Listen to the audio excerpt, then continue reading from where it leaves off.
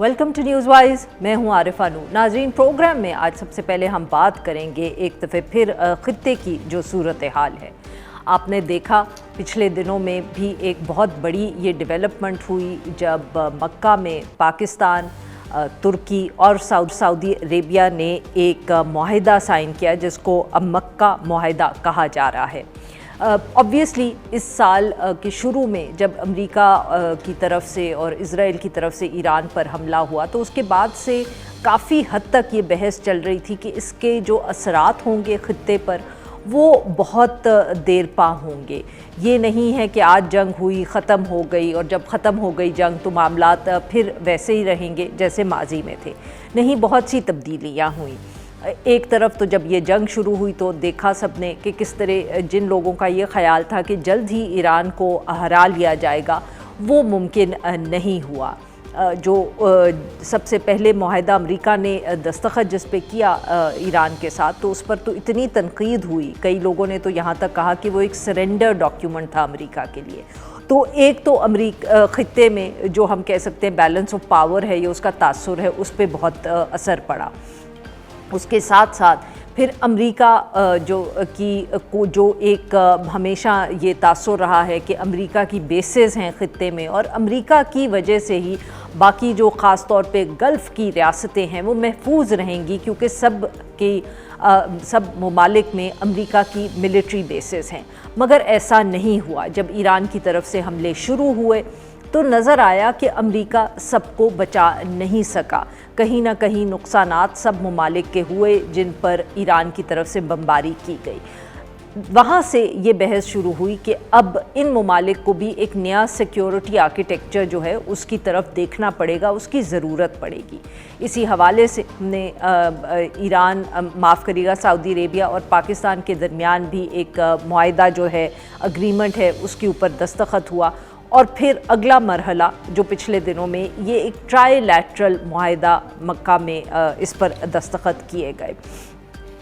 اس کو جوڑا جا رہا ہے یہ ان سب ڈیولپمنٹ سے جو اس سال ہم نے ایران اور امریکہ کے درمیان جنگ کی وجہ سے دیکھی۔ مگر یہاں یہ کہنا بھی ضروری ہے کہ جیسے ہی یہ معاہدہ اس پر دستخط ہوا، اس کی آفیشیل اناؤنسمنٹ ہوئی، تو ترکی کے جو صدر ہیں اردوغان، ان کی طرف سے یہ سوشل میڈیا پر بیان سامنے آیا کہ یہ معاہدہ کسی ملک کے خلاف نہیں ہے۔ اس کے ساتھ ساتھ پاکستان کے جو وزیر خارجہ ہیں اور نائب وزیر اعظم اسحاق ڈار صاحب، ان کی طرف سے بھی یہ وضاحت، اسی طرح کی وضاحت سامنے آئی، جس میں انہوں نے کہا کہ یہ معاہدہ کسی ملک کے خلاف نہیں ہے بلکہ خالصتاً دفاعی نوعیت کا ہے۔ یعنی کہ بار بار یہ واضح کیا جا رہا ہے کہ یہ ایران کے خلاف نہیں ہے، مگر پھر بھی اس میں ضرورت خاص طور پہ سعودی عربیہ کی بھی ہے، ترکی اور پاکستان کے لیے بھی مختلف وجوہات کے لیے یہ ضروری ہے، اور اس لیے اس پہ دستخط ہوئے ہیں۔ اب کچھ میڈیا رپورٹس یہ بھی کہہ رہی ہیں کہ مصر کو بھی دعوت نامہ بھیجا گیا کہ پہلے مرحلے میں ہی وہ اس معاہدے کا حصہ بنے، مگر مصر نے کچھ ان کی اپنی وجوہات تھی جس کی وجہ سے ایسا نہیں ہوا۔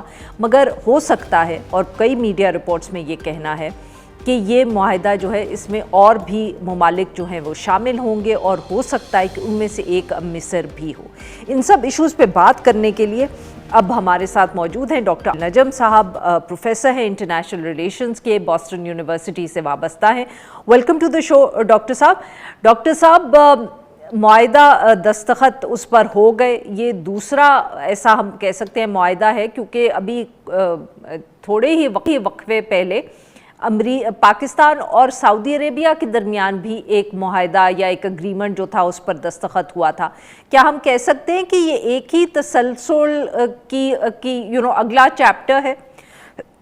بالکل بالکل بالکل، آپ نے جو ابتدائی میں بات کی وہ بالکل درست ہے کہ یہ ایک تسلسل کا ایک اگلا قدم ہے، جس کی دو امپورٹنٹ امپلیکیشنز ہیں۔ ایک امپلیکیشن ہے کہ اگر یہ تسلسل ہے تو ابھی اور بھی کچھ چیزیں ہوں گی، چاہے وہ دوسرے ملک اس معاہدے میں مل جائیں، چاہے کچھ اور معاہدے ہو جائیں جن کی ڈاٹڈ لائن ہو آپس میں، جس کو آپ کہہ رہی تھی نا کہ ایک نیا سیکیورٹی آرکیٹیکچر، تو یہ اس کا حصہ ہے. تو تسلسل کی ایک پہلو یہ ہے کہ جو پہلے ہو رہا تھا اس کا ایک اگلا قدم ہے، اور دوسرا یہ ہے کہ جو ہوا ہے اس کے ابھی آپ اگلے اقدام جو ہیں اس کا انتظار فرمائیں.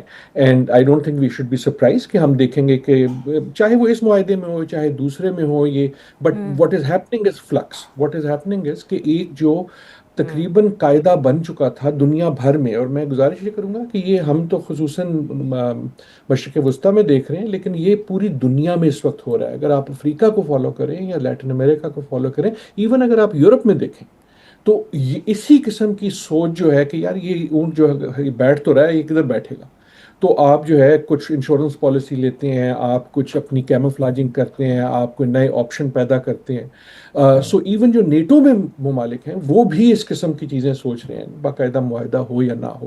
سو یہ اس فلکس کا حصہ ہے ایک. اور so that is why it is important کہ نہ صرف آپ نے جو ذکر کیا کہ سعودی عربیہ کے ساتھ کچھ عرصے پہلے ایک جہاں سے یہ سلسلہ ایک لگتا ہے شروع ہوا، لیکن اس کے خلاف اس کے علاوہ گفتگو آئی کہ جناب کویت بھی کچھ چاہتا ہے کہ کسی قسم کا معاہدہ ہو. وہ اس قسم کی چیز نہیں ہوگی، وہ probably is more about procurement and training. لیکن یہ سارا حصہ ہے اس نئے سیکیورٹی آرکیٹیکچر کا. بٹ ڈاکٹر صاحب، جیسے آپ نے جو انگریزی کا لفظ استعمال کیا فلکس، تو اس میں کئی دفعے یہ بھی خیال آتا ہے کہ ضروری نہیں ہے کہ یہ جو معاہدے ہم اس وقت دیکھ رہے ہیں یہ اسی طرح آگے چلیں. ہو سکتا ہے کہ ابھی بہت تبدیلیاں آئیں، شاید کچھ معاہدے کچھ ایسے ممالک ہوں جو معاہدہ کر کے پھر پیچھے ہٹ جائیں، کوئی نئے کیمپس بنے. کیا یہ بھی ممکن ہے کہ آنے والے دنوں میں شاید جو کیمپس ایونچولی مڈل ایسٹ میں بنے وہ بہت مختلف ہوں ان کیمپ سے جو اس وقت ہمیں نظر آ رہے ہیں؟ بالکل 100%. اسی لیے میں نے لفظ فلیکس استعمال کیا. ایم شوری مجھے اس کی اردو نہیں پتا، تذبذب تو نہیں ہوگی، لیکن ایک جو ہیجان بھی نہیں ہوگا، ایک ایسی کیفیت جس میں ابھی چیزیں بیٹھی نہیں ہیں، ابھی چیزیں سیٹل نہیں ہوئی.